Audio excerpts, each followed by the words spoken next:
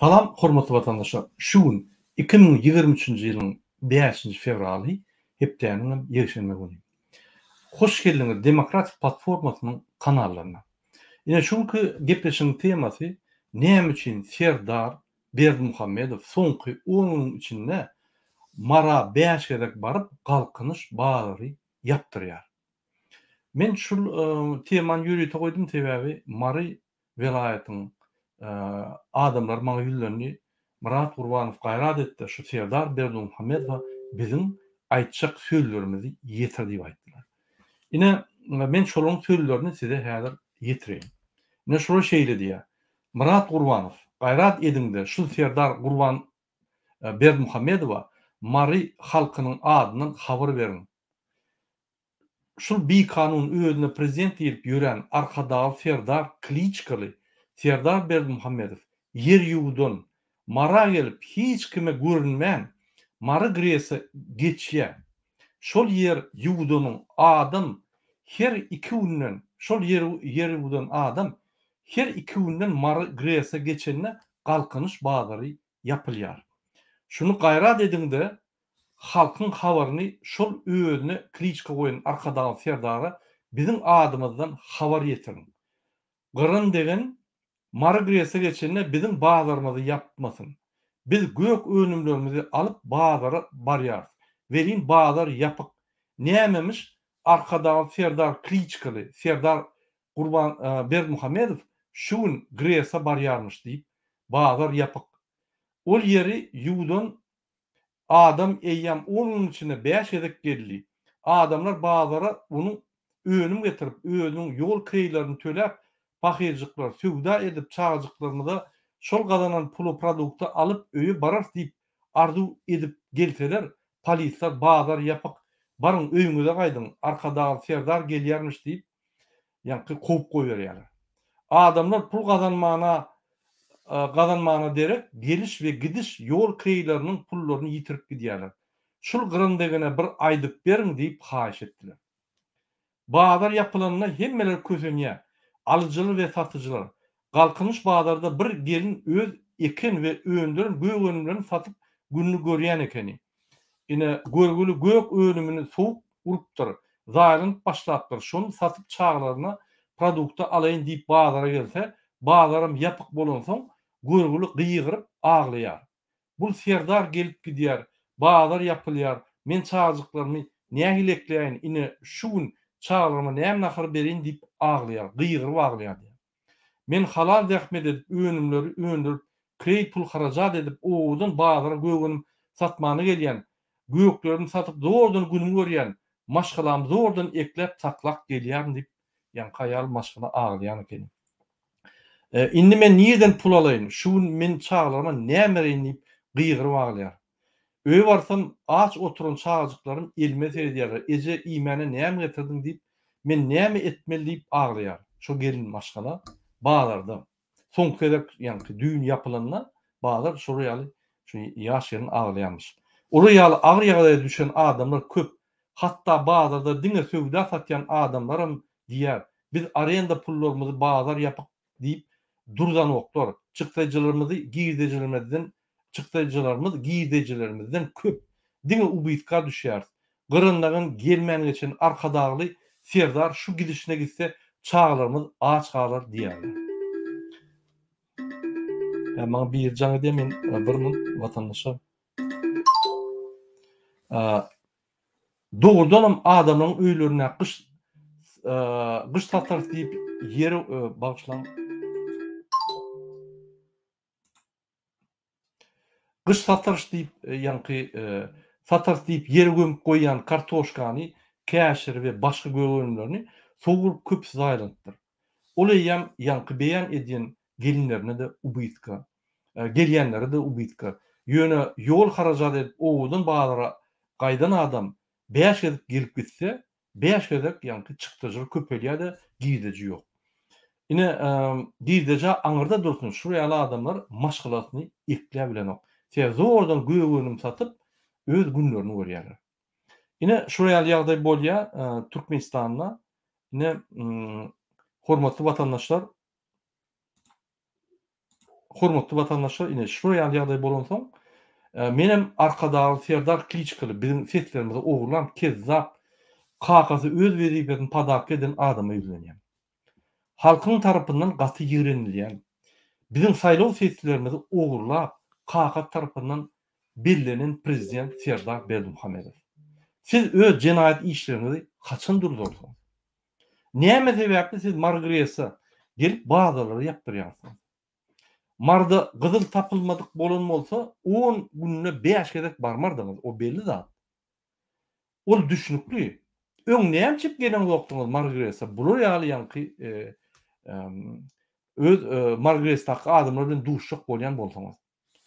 Halk ine size şunu diýär. Ine şu halkyň soňky sözlerini size geçirýär. Serdaryň maşgalatynyň dogany ogluny ýa-da gyzyny çykarjak bolýarmyş. Ine şoňa Serdar Berdimuhamedow barýarmyş. Sizin gelip gidýäňiz halka gatyly kynçylyklar döredýär. Egerde adam sypatyňyz galan bolsa, gaýdyp mara gelmeň diýerler. Biz sizi ýigrenýäris. Gowy siz köşküňizde oturuň. Sizden halka şu güneçlerine hiç hili kömek bolmady. Bolmazam. Mara halkı size gahar gelýär. Mara halkı beýlik vilayatyň halky ýaly sizi ýigrenýär. Yine de gelip bazary yapsaňyz, biz ýollar yapıp sizin bilen gürleşjek diýerler.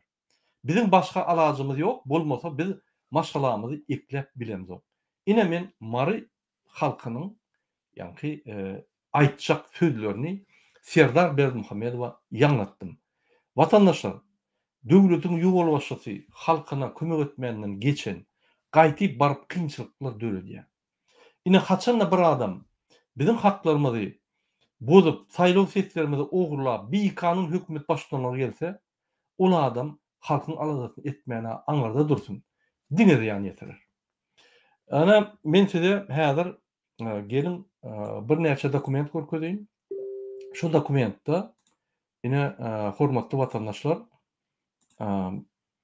bir minut. Ine konstitusiýany görkezýin.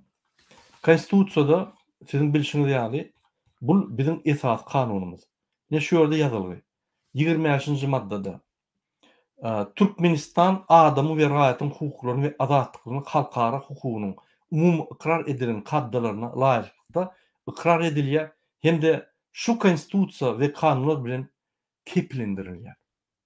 Adamlaryň işlemäne haky bar, bazarda ýa-ni satmana haky bar. Bu haklaryny hiç kim bozup bilenok. 26-njy madda adamyň hukuklary we azatlyklary ildegirmezdir, sizdir. Hemde aýry başgalanmasyzdyr. Konstitusiýa we kanunlara laýyk gelmeýän bolsa, adamyň hukuklaryny we azatlyklaryny çäklendirmäge hiç kimiň haky ýokdur. Hatda prezident. Bazar yapmak, adamlara öňünden aýtman, ine nämemiş alabaly Serdar bar ýa diýip onu etmäne prezidentiň haky ýok, polisleriň, häkimiň we şöyle polis bölüminiň ýolbaşçynyň haky ýok şonu. Türkiýede de prezident geçýär. Rossiýada da geçýär. Bazarlar yapylan o. O näme boluş? Serdar Berdimuhamedow. Siz bizim videolarymyzy görýäňiz. Köp zatlar bizden ogurlaýaňyz, bizim ideýalarymyzy, pikirlerimizi. Şunam siz ýa-ni şu bizim aýdan zatymyzdan netije çykararsyňyz diýip pikir edýän sebäbi Mara halky alyp size görkezer. Mara halky we Bayramaly halky kimdigini. Ine men size mesajy berdim. Indi adamyň we raýatyň belli bir hukuklaryny we azatlyklaryny konstitusiýada we kanunlarda sanalyp geçilmegi olaryň beýleki hukuklaryny we azatlyklaryny inkar etmek ýa-da kemetmek üçin peýdalanyp bilinmez. 27-nji madda adamyň we raýatyň hukuklarynyň we azatlyklarynyň göskön hereketi bardyr. Olar kanunlaryň manysyny, mazmunyny we ulanylmagyny kanun çykarjy we ýerine ýetirji häkimetiniň yerli öz-özüni dolandyryş işini kezitleýär we adyl, kadiýetlik bilen üçinedilýär. Ine yerli hökümet konstitusiýany hormat goýmaly. Prezident gelýär, gelmeýär, bazarlar yapylmagyna haky ýok.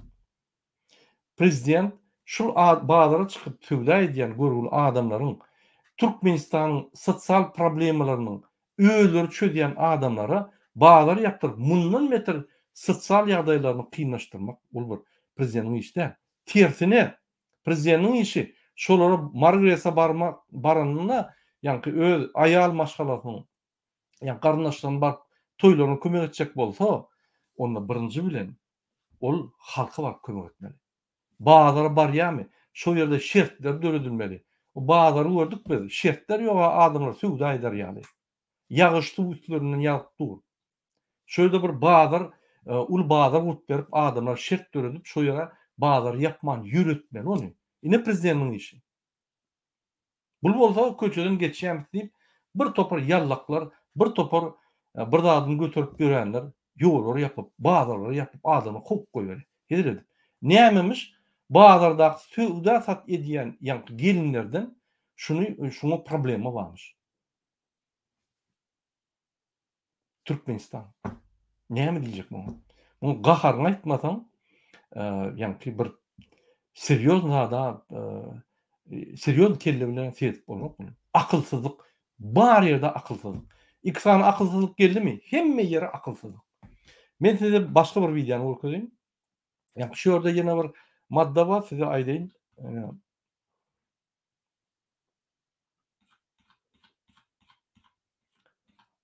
68-nji maddany görkezýän. Ine Türkmenistan prezidenti hakynda. Ferin. 68-nji madda. Türkmenistan prezidenti döwletiň we ýerine ýetirýän häkimetiň baş tutanydyr. Türkmenistanyň iň ýokary wezipeli adamydyr. Türkmenistanyň döwlet garaşdyrlygynyň we hemişelik bitaraplyk hukuk ýagdaýynyň çäk bituglygynyň konstitusiýany içindäki maddalary adamyň we raýatyň hukuklaryny we azatlyklaryny berjay etmeň we halkara borçnamalaryny ýerine ýetirmeň kepili hökmüne çykyş edýär. Näme kepil ol? Gelip adamyň hukuklaryny bolup bazarlary ýapýar. O näme kepil bolýar? Düşman bolýar. Şo ýerdäki görgürler öz çağıjyklaryny bazarın üstüne ekleýän adamlara garşy gelip bazarlary ýapýar. Şolar birinji bilen barıp o aýlanyp kömek etmeli adam bazary ýapyp soňky çöreginden kesýär. O näme prezident? Gelin dinleýäli şu aýdan sözlerini. Türkmenistanyň prezidentiniň wezipesine giýişmek bilen öz üstüme yüklenen beýik borçlary, mukaddes we ak yürekli, hormat bilen we ýadawsyz ýerine ýetirmäge, Türkmenistanyň döwlet garaşdyrlygyny we bitaraplyk hukuk ýagdaýyny goramaga, adamyň we raýatyň hukuklaryny we azatlyklaryny hormatlamaga hemde goramaga, Türkmenistanyň konstitusiýasyny berjay etmäge we goramaga, ähli güýjümi we ukymy Türkmen halkynyň agdy birligini, onuň parahat durmuşyny goramak üçin bahs etmäge, Türkmenistanlaryň häzirki we geljekki nesillerin şöhratyny hassa bilende götürmekler üçin ähli mümkinçilikleri peýdalanmaga, Türkmen halkyna wepaly we dogruçul hyzmat etjekdigme dawraly gasam edýär. Sübük yalançy. Mundan beter söz diýilemok. Näme gasam etýän? Näme gurulýan sen? Adamyň haklaryny bozup, görgürler öz çöreklerini kazanjak bolup işleyen ýerinden kugdurup ölsün diýip çağırdyklaryny. Sübük yalançy. Allar köse. Alabayly allar köse serdar. Mundan başga söz diýip bolan haramzada. Söz ýanyma başlan geljekde men başga söz taparym. Şunu ýanky söz diýmekden gaharym gelýär. Men çydap bilemok şu ýaly. Bizim seslerimizi ogurlap, hemme zatlary bir kanun ýagdaýda edip kakasy ikisi öýleri öz öýüne meselen çözüp netije çykaryp ogulyny prezident bellerine bulun bolýa o zatlary göz ýumulýar. Bul idiot. Kakasyň idiot ýoluny dowam edýär, bark marda bazar ýapýar. Ýene dinläp görüň şu aýdan zadyna. Bunu bir bara bütün dünýäde görkezmeli sebäbi bu adam şunu Türkmenistanyň prezidentiniň aýdanla bu ýöne galyş kalmak üçin özüne galyş kalmak üçin, ýani prezidentlik geçmek üçin aýdýar. Bu hakyky şunu edeýin diýip aýdanok. Dogry düşünün adamlar. Bular samozvanic. Bu zahvat edip gelip Türkmenistanyň şunu ýani kasamy halk üçin aýdanok. Bütün dünýä üçin görkezler ýaly, ine prezident boldum, kasam içdim beýlik prezidentler ýaly. Ine men prezident diýmek üçin edýär. Adamlara hyzmat etmek üçin, hakykatdan hem aýdýan sözlerini ýerine getirmek üçin edenok. Şoň üçin men diýär, bular bilen geljek ýok. Adamlar, bizim başga alajymyz ýok. Ýanky marly, mardaky halkyň alajy ýok. Eger bazar ýaptyk, köçe çykyp şunu durup, boýnun ýanky soramany. Şondan başga alajy ýok. Mar halkyň bizden başga alajymyz ýok. Şu ýaly idioty aýyr. Täzeden saýlaw geçirip, kim bolsa şol utsun. Täze bir adam goýup, halkyň öňüne boş bolar ýaly. Halk saýlar ýaly adam goýmasak, bu iksan deýüs adamlar halky diňe katastrofa ýakdylar. Ýene olarak dinleň şunu. Şu kime söz berýär? Halkyň öňünde mi ýa bütün dünýä gurumlarynyň öňünde söz berýärmi? Şu sözleri gurulmyzda yüzüne urun şu idiotyň. Mukaddes we ak yürekli, hormat bilen we ýazysyz Mukaddes we ak yürekli. Bu ak yüregem ýok, mukaddesam ýok. Bir gutoran narkoman. ýerine ýetirmäge, Türkmenistanyň dowlat garaşsyzlygyny we betaraplyk hukuk ýagdaýyny goramaga. Ünsürin Türkmenistanyň garaşsyzlygyny gorar. Betaraplygyny gorar. Sebäp şu garaşsyzlyk bilen betaraplyk şulara wezipetini oturmana mümkinçilik berýär. Ýöne halkymyň haklaryny, halkymyň bähbitlerini goramaz. Esasy maksat şonuň bähbitlerini hakdan goraman, halkdan hemme zatlary ogrlap, halky basyşda saklamak. Ine diktator, klasik diktatorlygyň esasy maksaty. Adamyň we raýatyň hukuklaryny, azatlyklaryny hormatlamaga hem-de goramaga. Kaçan gorady? Wiza girdi, aýal maşgalary karar çykardy. Günnä basyşlar edip, MHM, polisiýa basyşlar edip, bizim halkymyzy gyzyp ýatyr. İçinden çıkacak bolsaňam, içinden bir topar dokumentlar almaly. Vilayetden vilayete geçip bolanok. Ol vilayetden maşyny aşgabada gidip bolanok. Haýsy haklar gorady? Kimin hakyny gorady? Öz tohumnyň, yegenleriniň, Gurban Gulynyň öz maşgalasynyň. Başga kimin haklaryny gorady şol adam? Nämen gurrun edýär? Türkmenistanyň konstitusiýasyny berja etmäge we goramaga. Türkmenistanyň konstitusiýasyny berja etmäne we goramaga. Bu düşünen ok. Bize kitapçy goranyň gerek gel. Kitabyň içindäki ýazylan maddalaryň hereketlerini goramak gerek. Gurban Guly we Serdar Berdimuhamedowlar. Siz kitaby goraman, konstitusiýanyň kitaby. Uzoklap ýatmaň, ondan tok ýok. Siz şoň içindäki maddalar bar, okaň şonu. Şolary bozmaň ho.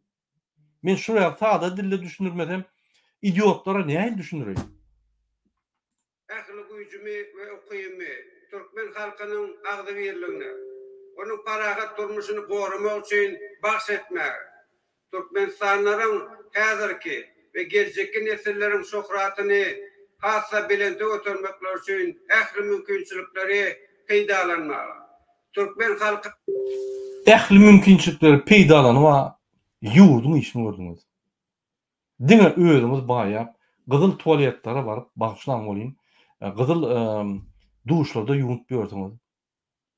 Türkmenistan pullaryny allygyna çekip ýatyrsyňyz. Ýegenler ne tonlap dollar çekýär. Türkiýeden habarlar gelýär.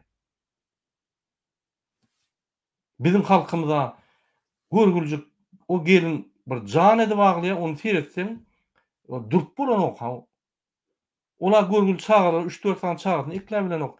Bazardan ekleýän adam aýda 5 gerek bazar ýapylsa, diňe gidip gelişem, ýanky ubytka düşürýär şonu. O siz ýaly gyzyl tualetler ýok adamlar. Serdar Berdimuhamedow, sizin ýaly gyzylyn çaýlan duşlar ýok. O görgüller ýanky öz aýlyjygyny, öz zähmetini ýaşap beren adamlar. Şolara siz birinji bilen kömek etmeli. şolar sosial derejäň iň pes ýagdaýyna ýaşaýan adamlar, siziň birinji borjuňyz şol. Halk ölmez ýaly, kösenýän adamlar birinji borjuňyz şol. Konstitusiýaň kitabyny gujoklap ýörmeliler. İçinin maddalaryna, ýagny hormat goýmaly. İçinde sosial kömekli etmeli maddalaryny ýerine ýetirmeli. Kakyňyza daýdym. Konstitusiýany bozýar sebäbi konstitusiýanyň ýa kitapçyňyzyň içinde ýazylan zatlar bilen ok. Okan akşamda ikiňiz üýüşüp, okap bilmeseňizem ahyrpyna şermenli bolsaňyz bir mulim çağırın. Reşit Meredowy çağırın. Bir okan ho. Bu ýal bolmada ýöne kanun bozup ýördiňiz, o halkym ölüp ýör, kösenip ýör. Ýüregiňiz ýoga aňarda ak ýüreklen diýen bolýar. Ýürek wamaý sizde. Sıpatyň, adam sıpatyňda ýok. Dogry aýtsa. Ütüklenen ýanky jalwar ýaly çykýanyz, samsyklar. Tok näme? Sen ýanky ýalpylap çykyşyň bilen tok näme? Kakyň ýalpylap 17 ýyl kelläm wagt geldi. Indi öýüm çykyp başladyň. Men kakamyň ýoluny alyp barýan. Mundan beter masgaraçylyk seni men başladyň. Hudaý taklasyn. Ana wefaly we dogruçul hyzmat etsekdiňmi? Dogruçul kakyň hyzmat edýän garnaşlaryňa, halka hyzmat eden ok. Ine şonu aýtjak bolýan men çykyşymda. Dawraly kasam edýär. Türkmenistan. Ine hormatly watandaşlar, kasam edýän adam özü baryp bolýa köşkünde oturup konstitusiýany bolýa diýer. Özü baryp Mar welaýatynyňky görgüli kalkınçda işleyen, o yerde satıcı var, alıcı var, o yerde şolar hizmet edýän adamlar var. Bir topar transport hizmetdaşlygy edýänler var. Hemmesini durýar. Bunun ýoly gadagynçylyk, bolanok, dine baýamak. Halk bar, ýok, ýagdaýlar gowy däl. Eýýäm türkmen halky sissiz ýaşaýar. Hükümede umyda aňarda dursun. Hiç wagt hükümede daýanyp görmedik halk. Indi şol özünü ekläp dursa, baryp şonam ýapýar. Hudaý taklasyn bir näme diýsem, hormatlanmaýan alawaýly serdar. Kelläň aýla sen öz güjüňi de aç goýaň ok. O görgüli gelinleri aç goýaň sen çağırçyklar bilen. Öz alawaýlaryny aç goýaň ok. Sen göwnüňe yaradyn diýip kakan alawaýlaryň şekillerini gurup goýdy gyzyldan çaýlan. Bir urur ýalan bir samsyk bolmaňa, o maskara etdiňiz dünýäde indi bizi. Mundan beter türkmeniň maskaraçylygy ýok. İki adam näil Türkmenistan maskara etdi. Siz ondan bizden soraýaňyz. Näil 2-3 tane aktivist näme başarýar? Egerde iki adam Türkmenistan maskara edip başarýan bolsa, inanın, 2 tane aktivist Türkmenistan düzedýärler. Ol matematika, ýa matematikada 2 goşmak 2, 4 bolýan bolsa 2 minus 2 0 bolýar. Onu çalyşyp bolmaýar. Hormatly watandaşlar, men şu çykyşymy näme size şu zatlary düşündirýän? Sebäbi inni çydabillik bolly edeli. Mar halkyna da men ine aýdýan ýoluňyz dogry. Egerde size ýaşamany mümkinçilik döretmeseler, ýola çykyp, üýüşüp, ýollar bekläp, nägildigini bildirmäne dogry hakyň bar. Konstitusiýada ýazylyr. Üýüşmäne hakyň bar, bildirmäne hakyň bar. Men size şonu okap bereýin. Prezidentiniň wezipesi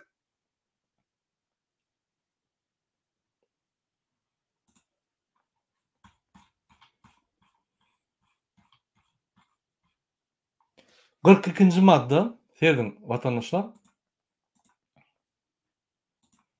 42. madda, her bir adama pikir ve söz azatlygy kepillendirilýär. Hiç kimin adama öz pikirini erkin beýan etmegini, gadagan etmäni, şonuň ýalyna, onuň kanuny laýyksa ýaýranmaga päskel bermäni hukugy ýokdur. Prezident bol, polis bol, emhem bol, hiç hukugy ýok. Bu konstitusiýada şundan çykan beýlik kanunlar, emhemen düzgünler, kanunlary, polis egerde gelip bize görkezme bar diýse, O göz közmen goguja dolu. Jüýüňe sokdy. Gün bol şörden diýmeli. Ine konstitusiýanyň öwreniň diýmeli şolar. Hiç kim özüniň pikirini we ynam yktykadyny beýan etmegine ýa-da olardan ýüz döndürmegine mejbur edilip bilinmez. Her bir adamyň döwlet ýa-da kanun arkaly goralyan gaýry sırlary özüne saklayan maglumatlaryndan başga maglumatlary kanunda gadagan edilmedik usulla erkin gözlemäge almaga we yaratmaga hukuky bardyr. Raýatlar kanunda belirlenen tertipde ýygnamçyklary, ýürüýişleri we beýleki köpçüliklerin çäreleri geçirmek azatlygy kepillendirilýär. Ine şul konstitusiýanyň 40-njy maddasy size dol ýol berýär. Üýşüp şul yer ýurdan gelýän bolsa margresa ýoly bekläp ýakasyndan tutun. Nämen esasyna bazar ýapdyň? Ýapdyňmy? Bizim çağrımızı ekle. Sosyal kömegi sen konstitusiýanyň esasyna bermelimi? Çağrımızda ber şol sosyal kömegi. Bizde iş yok. Senin borcun bize iş yerlerini döretmek. Döretmedinmi? Onda senin borcun bize sosyal ýa-ki haklarymyzy maddi kömek etmäne borcun var diýip talap edin. Ine şu talap etseňiz, onda bul tijen başlaýar. Hiç şart diýen ýok. Geçýär marbalar ýapýar. Arkin ola hezret bar çayıp gaýýar. O ýerde işlemeli adam näme şöyle gyzyl tapylypdyr. Şol orgunda 5 gedek barıp şoň ýan gyzyllaryny alyp gaýtmaly. Öýtmeli, böýtmeli, hökmedi gyzyp adamlardan şu gyzıllary almaly. Gyzyl tapylmadyk bolsa gelmeli. O da onuň ardaşy toýa bolýa bir kerek gelip kömek etdi bolýa. Ýöne 5 gerek gelmeli. Vatandaşlar şonuň üçin ine nägeliklerinizi aýtmaly. Sizin haklaryňyzy diňesiz gorap bilersiňiz. Berdim Hamedowlardan ine ýalňyja görkezdim. Kasam aýdýa sözüne duranok. Allar köse. Kakasy allar köse. Bul bolsa kiçi allar köse. Mundan näme araşýar? Ine men size başga temalara geçeýin. Sebäbi bizde başga temalar bar. Ine men size bir kiçik video görkezýän, hormatly vatandaşlar. Şu ýaly Türkiýede wakalar bolup geçdi. Biz şonu bellek geçmeli bolýar. Gynansak da şu wakalar gaýtyp bolmasyn diýip biz şunu aýtyp geçmeli bolýar.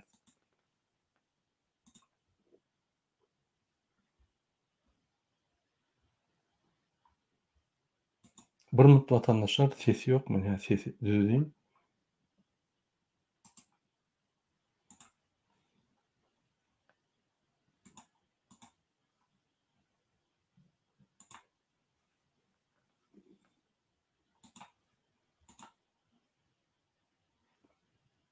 İstanbul Bahçelievler'de bir bebek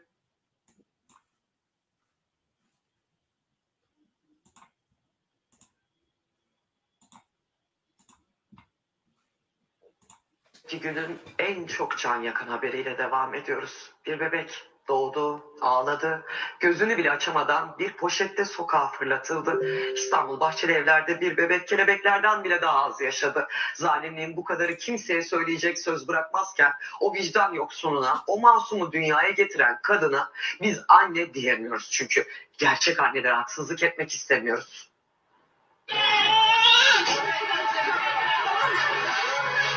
Ürperdim yani. Tüylerim ürperdi. Allah'ın verdiği canı Allah alır. Zalimce bir şey, vahşice bir şey, insandan sığınan bir şey.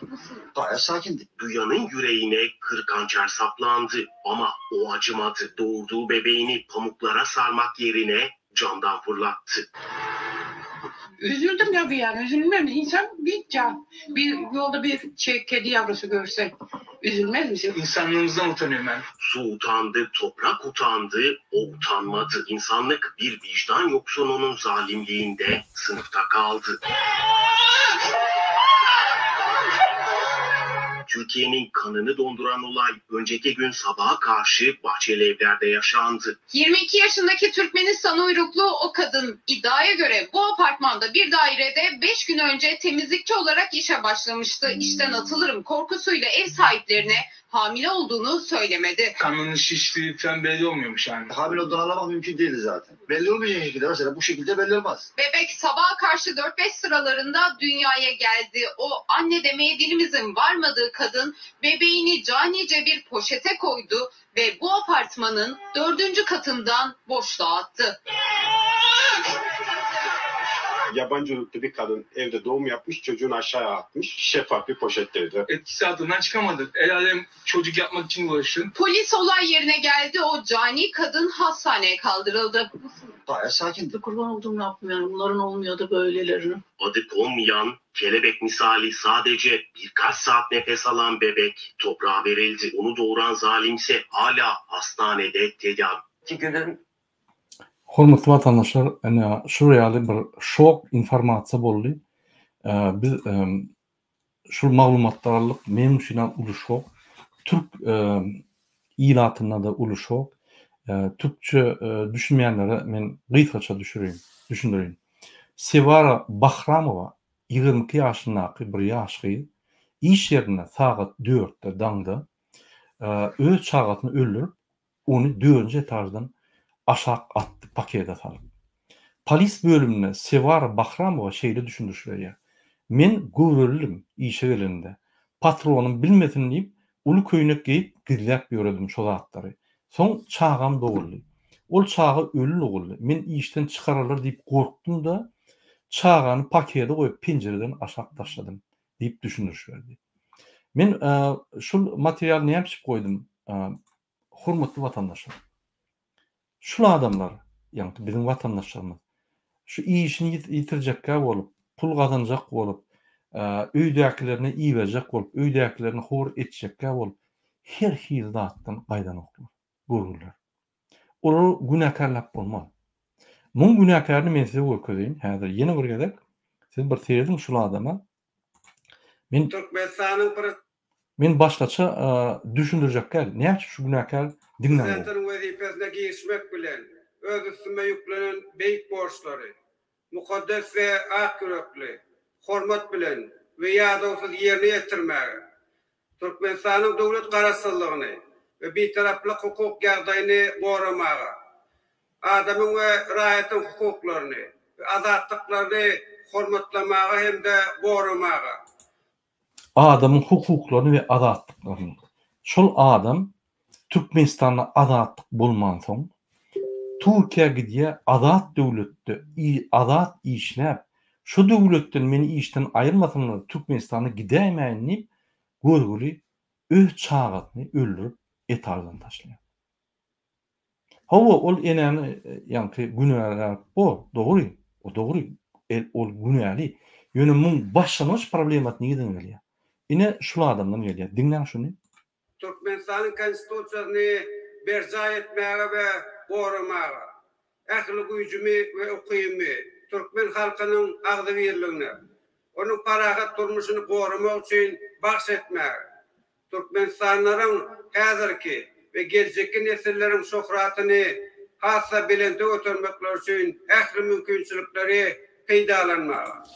Türkmenistanyň häzirki we geljeki nesilleriň şöhratlaryny belet götürmäne bar güýjümi ulanyr. Adamlar Türkmenistan'dan gaçky dotylar. Men dün TikTok'ta ulaştım. Günaýda Dubay'dan geldim. 6 tane çağam alıp gidecek diye 8 adam. 8 adam Türkmenistan'dan bir maşgala gidiyor. Katastrof. Bir de Türkmenistan'ın ilatyny köpelip bilemdok. Yani bir Türkmenistan ösür ýaly, beýle halklar ýaly, yani ilat köpeler ýaly. 8 adam bir maşgala gidiyor. Bular gidiýänem az däl. Sebebi ýaşap bolanyk. Haýsy geljek nesliniň şöhratyny aljak bolýan. Bizim geljek nesillerimiz etajdan aşağı zyňylýar, öldürilip. Nämen gurulun ne diýär bu adam? Şol kelleri wapşe işleýänkä. Diňlen men aýdara söz ýok. Diňlen şuny. Şuň aýdýanyny hakykatdan dogry ters bolýar. Aýdan zatlary. Bu kimi bolýar? Kime işleýär? Amerikanlar işleýärmi? Erdogan işleýärmi? Putin işleýärmi? Ýöne Türkmen halkyna işlemek olar 100%. Türkmen halkına vefalı ve doğrusul hizmet edecektirme davaralı kasam ediyor.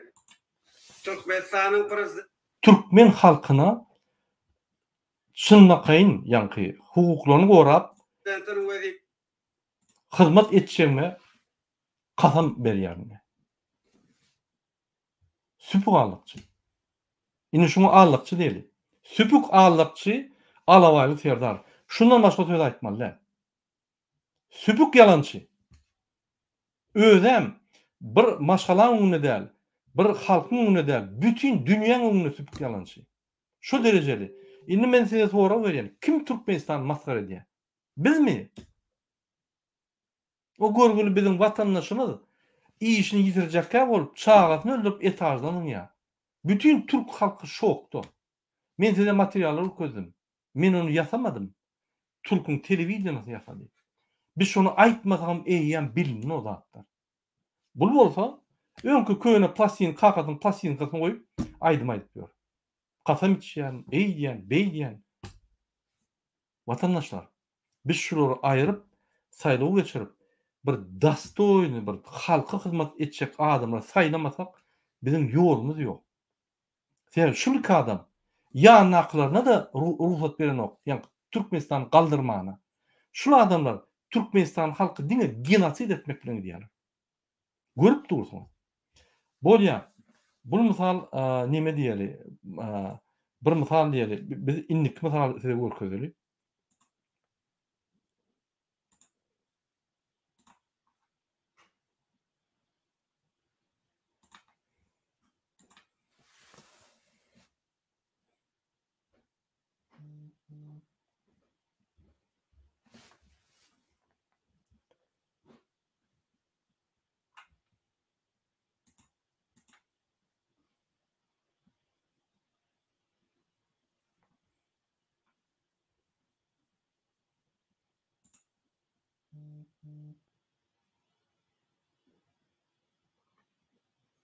Başka bir tragediya, Türk halkyny şok eden tragediya.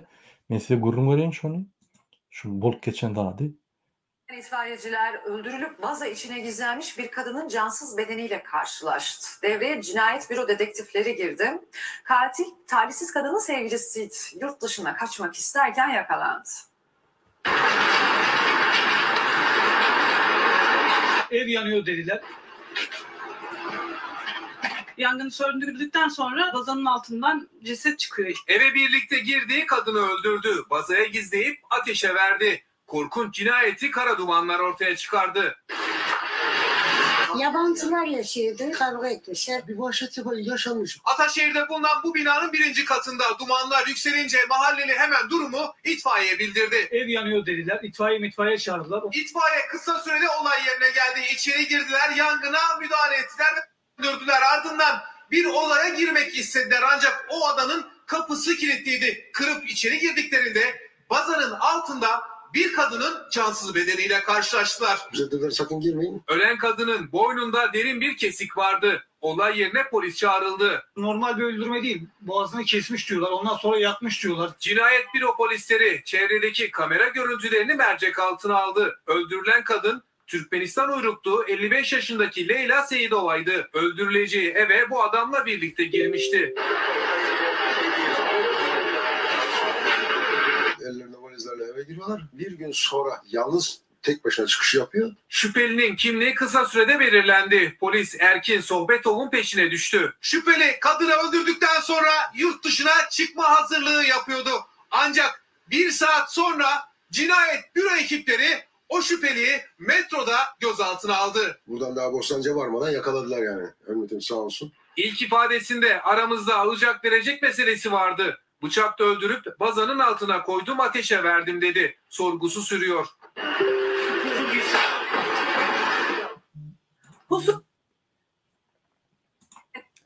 Hormatly vatandaşlar, ine Türkçe bilmeýän adamlara men gysgaça düşündirýän bolunlatlary. Başka bir bizim vatandaşymız Erkin Söhbedow, 31 ýaşyndaky bizim vatandaşymız 2000 TL üçün Leyla Seyidowa, ýani 2000 TL Leyla Seyidowa qarz berýär. 55 ýaşyndaky bir ayal maşala. Olam bizim vatandaşymyz. Soň düşünşmezlik derarly we kardyny alyp bilmeýän üçin 55 ýaşyndaky Leyla Seyidowany öldürýär. Erkin Söhbetov 55 ýaşyndaky Leyla Seyidowany öldürüp, kravatyň aşagyna gizläp öý ýakyp gidipdir. Ýani hemme zat ýakylyp bilinmedi ýani. Ýöne polisler pajar borup gelipdirler. Ýani pajar organlary söndüripdir pajary we söndüründen soň şo öýde kravatyň aşagyna öldürülen eli we ayagy daňlygy Leyla Seyidowany tapdyrlar. Erkin Söhbetowy Türkiýeden çykjak bolup durka polis gulluklugynaky adamlar saklapdyrlar. Ine men näçe şu zatlary size görkezýän. Elbetde bu oglanyň günäkär. Elbetde şu bolýan ýani bir kançyklar, jinayet zatlar elbetde biz günäkär. Ýöne bizi şu nokada elten kim? Gelin bir ýerden. Sebäbi onu görmeseň düşünüp bolan okşul ýani Türkmenistan'ın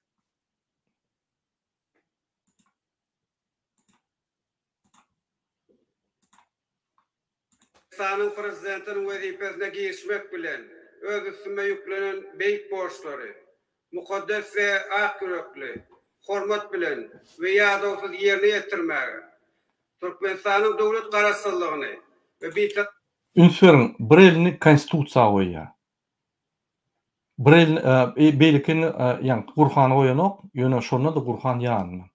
Diýmek hem Allahyň öňünde kasam içýär. Hem halkyň öňünde hem konstitusiýany goýup bütün dünýäň öňünde kasam berýär şu adam. taraplı hukuk ýagdaýyny goramaga, adamyň we raýatyň hukuklaryny, azatlyklaryny hormatlamaga hem de goramaga, Türkmenistanyň konstitusiýasyny berja etmäge we goramaga, ähli güýjümi we ukymy Türkmen halkynyň agdy birligine, onun parahat turmuşyny goramak üçin bahs etmäge, Türkmenistanlaryň häzirki we geljekki nesillerin şöhratyny hassa bilende götürmekler üçin ähli mümkinçilikleri peýdalanmaga, Türkmen halkyna wepaly we dogruçul hyzmat etjekdigime dawraly kasam edýär. Türkmenistanyň Ine hormatly vatandaşlar, ağlar köse, ağlamaly serdar kasam berip, ine men halk üçin hemme zat ederim, haklaryny goran şertler döreder, aýgara hemme zat ederim. Bizi şeýle bir ýagdaýa salýar, mümkinçiliksiz. Biz hökümet urusda daşyna gitmeli bolýar. Biz dokument, pasportlar uzanan oklar, biz kösünüp şöyle nelegal bolup işimizden yitirmän, işlerimizi yitirmän ýani pullary gazanyp öz ýurdumyza uratmaly bolýar. Elbetde öz aramyzda banklar bolmasaň, bizim dokumentlerimiz düzgün bolmasaň, bankyň hasaby bolmasaň, bankda hasap ýürüdip, arkyny işläp, bankdan kardal gerek bolsa kardal bilmänsoň, bir-birimizden kardalmaly bolýar. Ine şul zatlar biz jinaýetlige getirýär. Ýani ine bizim bir vatandaşymyz öz vatandaşyny öldürüp ýakyp gidýär. 2000 TL. Men bilemok näçe dollarda bir uzat däýerlerini kärýär. 2000 TL üçin. Ine şu real tarihler köp. Men size näçe görkezýän. Bütün Türkiýe şokda şondan. Türkmenler näme bolýar diýip. Bular düşünen ok problema Türkiýede däl. Problema Türkmenistanda başlaýar. Ine şu adamda başlaýar problema. Serdin gowy. Prezidentin vazifesine geçmek bilen öz üstüme yüklenen beyik borçları, mukaddes ve ak yürekli, hormat bilen ve yadavsız yerine yetirmeye, Türkmenistan'ın devlet karasıllığını ve bir taraflı hukuk ýagdaýyny goramaga, adamyň we raýatyň hukuklaryny, azatlyklaryny hormatlamaga hem de goramaga. Adamlaryň hukuklaryny we azatlyklaryny hormatlamany we goramany ak yürekli janyny bermän işlerini. Hormatlanmayan, özünü prezident diýip gören bizim seslerimiz ogurlan, kakasy padark hökmünde prezident wezipesini berilen alawaly serdarymyz. Siz sübük yalançy. Siz bizim halkymyzy ağlap Türkmenistanyna yaşar ýaly şert dürüdüp bilmediňiz. Öňkü şertleri bozup indi Türkmenistanda yaşap bolmaz şertler dürüdüp maşgalalar bozup ýagny enatasyny iýertirip mecbur ýagdaýda Türkiýe başga döwletleri iýertirip olar o ýerde ýyllar çabol pasportlaryny düzeltbilmeýän öýlerini gaýtmagyny gorkup sebe çık bilmesoň pasportlar düzeltse de çıkıp bolano. Şondan gorkup şo ýerde galyp şu ýaly ýanky kıyın bizim halkının maskara ediyen vakalar gelip yatıyorlar. O sizin birinci bilen günahınız şol. Şu zatların yankı başı Türkmenistan'a ine şu adamdan aýdýar. Öz sözü bilen tasdikleýär şu adam. Ine men şonu düşündürjek bolýar. Şonuň üçin eýle ýatsagan biz bu adamları Türkmenistan'ın häkimetini zahvat eden adamlar ayırmasak alaç yok vatandaşlar. Men sizi janyant düşündürýän sebebi şu başka bir yol bolmasa men size görkezerdim. Gelin şeyleri boy bolsun prezident bolsun beýlik bolýan Türkmenistan baýly hemmesine ýetýär. Goý bolsun, goý ogurlasun, goý alsın hemmet pullary. 80% ýanky tiýgalyklardan gelýän pullary kakasy ogurlaýar. Goý ogurlasun, ogurnama. Başka bir zat. Adam hükmüde dayanman, öz işi bilen, öz göwünlerini üstürüp, soğurup, onan zaýlanmaka bir satçak bolup bazara baranla, bazary yapıp nämemiş? Gelýämiş. Bolýar sanıp stansiýa yapsyn bir kesen we ýene bir zat. Yok, prezident ýöne geçýämiş diýip ony aç haldyryp çağıjyklaryny aç goýýar. O ýeki bir adam da ora ýani. O görgülen bazarda şeyli bir ağlayan adamlar üýüşüp näme etjegini o. Bolýar bir gerek kömek edýän, 2 gerek, 3 gerek, 5 gerek Türkmenistanyň hemmetine kömek etmeli.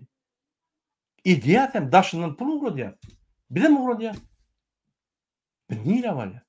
Näme bol bir baý ýurtdy biz Türkmenistanyň içine pul ýermeli. Baý ýurdu. Bu bir idiot skema bolaýmada başgaça düşündik bolanok. Bu näme bolýar? Bu adama çykyp bütün dünya öňünde Türkmen halkyny katama aýdýar.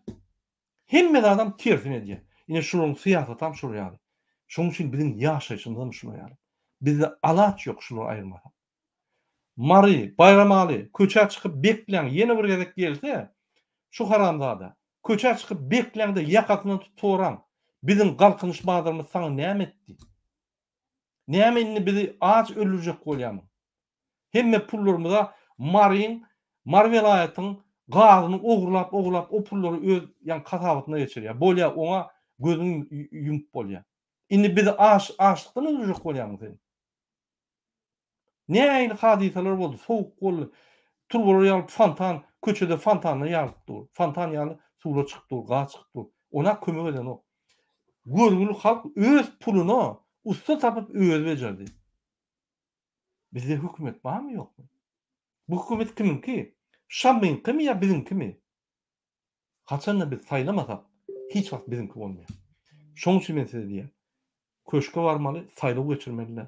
Bunu aýryp goýarak jinaýata çağırmaly. Başga raçy ýok. Hormatly watandaşlar, men Türkiýede adamlara düşünýärem. Ruhtan gaçyp bular jinaýatlar işleri etmeň. Dokumentiniz bar ýok. Türkiýede polisler we beýlik guluklar işleýär. Istenen adam tutup biler. Sen dokumentin var ýok, sen jinaýata çekilerde basarlar. Türkiýede kanunlar işleýän adaletlik bar. Türkmenistanda. Elbette siyasi tarapdan isten mümkün işlerine oturuyor. Cinayeti işlerde işleyen. Şoň üçin birine de hormat koyun. Biz bütün dünyada maskara bolluk onu boyun almalı. Inni biz düzeltmeli şonu. Biz yani kartinkan düzeltmeli. Inni biz öz Türkmenliğimizi, öz edeplidigimizi, özümüzün mertebemizi, ruhumuzu ýokarda onu koymeli. Bunu ýaly samozwançyları kovmaly hökümetten. Hökümeti arsalamaly. Hökümeti arsalamasak hemmerde biz pazor, maskara, alaç ýok. Başka ýol bolmasa men size aýdyrmyn, başka ýol. Şurada diýmeliň, öz haramlyklaryny edip biz başgaça ýaşap bilýäs diýip başka ýol görkezin bolun o. Bunun çözgütleri bizim ykbalymyza täsir edýär. Bunun alýan ýanky netije çözgütleri bizi duruşy ýanky watanymyzy, halkymyzy agyr güne salýar. Şoň üçin şolary aýyrmasak bolanok şol. Ine şonu düşündirjek boldum şol gepleşigimde. Yine bir gezek men Mar halkyna we beýlek halklara, Leva, Balkan, Ahal, Daşol halkyna diňe can halkardy edýän we gaýrat edin. Biz barýat Türkmenistany. Häzir biz sizden golluk garaşýar. Onun üçin öz näherliklerini gökörüp başlan. Biz baranmazda da bizi gollan. Biz barıp düzedämesek düzedip bolmaýar şonu. Biz onu gatyw düşünýär. Ýöne sizin pikirleriniz bizim pikirler bilen diň gerýär. Ine biz hakykata aýdýar. Hakykatda durun, adalatlyga ýapyşyp durun. Onu ýaşaşyňyz gül ýaly bol.